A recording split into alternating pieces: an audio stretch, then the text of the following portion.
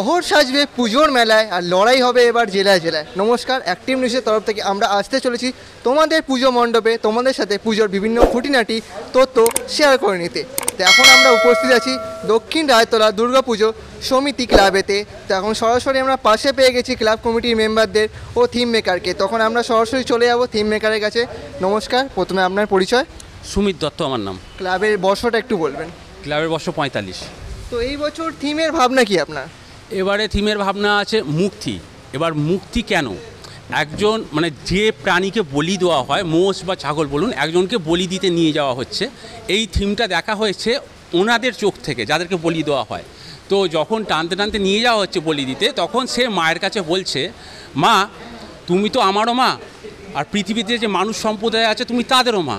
তো মা আমি তোমারও সন্তান, মানুষরাও তোমার সন্তান। তো মা মানুষটা তোমার কাছে এসে বলে আমার এই কল্যাণ করো, ওই কল্যাণ করো, একটা মোষ বলি দেবো কি পাঁঠা বলি দেবো। মা আমার সন্তানকে কেন কেড়ে নেওয়া হচ্ছে তোমার আর এক সন্তানের মঙ্গল কামনায়? মা পৃথিবীতে সবুজ দেখে আমি সবথেকে বেশি আনন্দ পাই, আমি পৃথিবীতে বাঁচতে চাই, স্বাধীনভাবে থাকতে চাই। সেই জন্য মা এই বলি প্রথা থেকে আমাকে মুক্তি দাও, আমি মুক্তি চাই। এই ভাবনা নিয়ে আমাদের এবারের থিম মুক্তি। তো কনসেপ্টটা সত্যি অসাধারণ। তো এই কনসেপ্টের মধ্যে দিয়ে দর্শকদের কি মেসেজ দিতে চাইছেন? দর্শকদের মেসেজ দিতে চাইছি এটাই, যে আপনারা আগ বলি দিন, আপনারা কুমড়ো বলি দিন, মায়ের কাছে নিশ্চয়ই উৎসর্গ করুন, কিন্তু প্রাণের বদলে কোনো প্রাণকে মেরে আরেকটা প্রাণেরকে ভালো হওয়ার চিন্তাভাবনা এটা থেকে বেরিয়ে আসুন। তো থিমের সাথে কি প্রতিমা সামঞ্জস্য রাখছে না প্রতিমা সাবেকিয়ানাই থাকছে? না, থিমের সাথে প্রতিমা সামঞ্জস্য আছে, যেহেতু আমার বলি প্রথাকে নিয়ে থিম, অতএব বলি প্রথা অনেক পুরনো, ওই জন্য পুরনো দিনের ঠাকুরকে আমাকে ধরতে হয়েছে এখানে, অতএব থিমের সাথেই ঠাকুর রিলেটেড।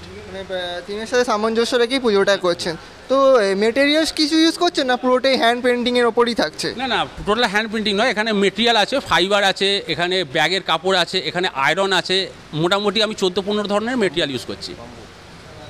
অসংখ্য ধন্যবাদ আপনাকে। তো আপনারা দেখলেন আমরা কথা বলে নিলাম থিম মেকারের সাথে। তো এবার আমরা সরাসরি চলে যাবো ক্লাব কমিটির মেম্বারদের কাছে। নমস্কার, আপনার একটু ক্লোজে আসুন। নমস্কার, আপনার পরিচয়। নমস্কার, আমি সুভাষিস মিত্র, পুজো কমিটির সদস্য। তো দেখুন, একটা ক্লাবের পুজো সম্পন্ন করতে গেলে অনেকটা দায়িত্ব কাঁধে নিয়ে এগিয়ে চলতে হয়। তো সেইখানে দাঁড়িয়ে প্রস্তুতি পর্ব কেমন চলছে? আমাদের প্রস্তুতি পর্ব অনেক আগে থেকে শুরু হয়ে গেছে। আমাদের খুঁটি পুজো হয়েছিল জুলাই মাসের 7 তারিখে। প্রস্তুতি পর্ব অনেক দিন লম্বা ধরে চলেছে।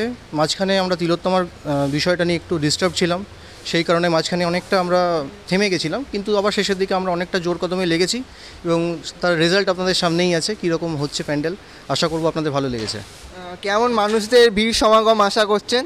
এখানে বরাবরই মানুষের সমাগম প্রচুর হয়, কিন্তু এবছর যেহেতু আমরা একটু থিমের পুজো করছি, তো আমরা আশা করছি এবছর আরও বেশি হবে।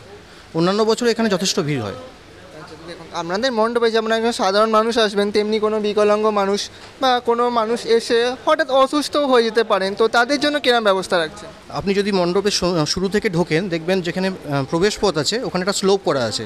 যদি কোনো ফিজিক্যালি হ্যান্ডিক্যাপ মানুষ বা কোনো বয়স্ক মানুষ ওই মণ্ডপের গেট অবধি আসতে পারেন, সেখানে হুইল চেয়ার রাখা থাকবে। আমাদের হুইল চেয়ারের ব্যবস্থা আছে, ইভেন অ্যাম্বুলেন্সের ব্যবস্থাও সাথে সাথে আছে। আমাদের ক্লাবের একটা অ্যাম্বুলেন্স আছে, তো সেইগুলো দিয়ে আমরা হুইল চেয়ারে করে মণ্ডপের মধ্যে পুরোটা আনতে পারবো। কোনো জায়গায় কোনো সিঁড়ি নেই, হুইল চেয়ার নিয়ে ইজিলি অ্যাক্সেসেবল এবং বেরোনোর যথেষ্ট জায়গা আছে। পুরো মণ্ডপ পরিদর্শন করে তারা এক্সিট গেট দিয়ে বেরিয়ে যেতে পারবেন।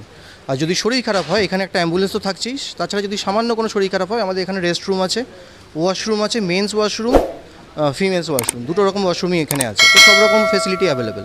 তো ফায়ার প্রোটেকশনের জন্য কিরকম ব্যবস্থা রাখছেন? ফায়ার প্রোটেকশন অবভিয়াসলি আছে। আমাদের এখানে সিএসসির যে পারমিশন আছে সেটা পেয়েছি আমরা, স্টেটের যে ফায়ার ডিপার্টমেন্টের পারমিশন আছে সব আমরা ক্লিয়ার করে এসেছি। এখানে সব রকম প্রোটেকশন আছে।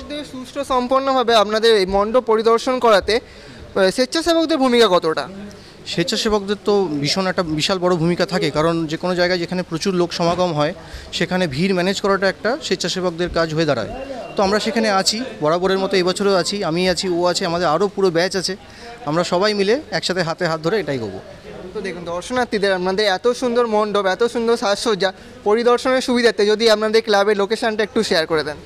আমাদের লোকেশন যদি আপনি ট্রেনে করে আসেন তাহলে সাউথ ইস্টার্ন শাখার সাঁতরাগাছি স্টেশন কিংবা রামরাজাতলা স্টেশনে নেমে এটা হাঁটা পথে 5 থেকে 7 মিনিট পড়বে। যদি আপনি বাসে করে আসেন, সাঁতরাগাছিগামী যে কোনো বাসে উঠলে জানাগেট স্টপেজে নামতে হবে। বাস স্টপ থেকে এটা হাঁটা পথে 2 থেকে 3 মিনিট পড়ে। অসংখ্য ধন্যবাদ আপনাকে। Thank you so much. তো শুভ শারদিয়া।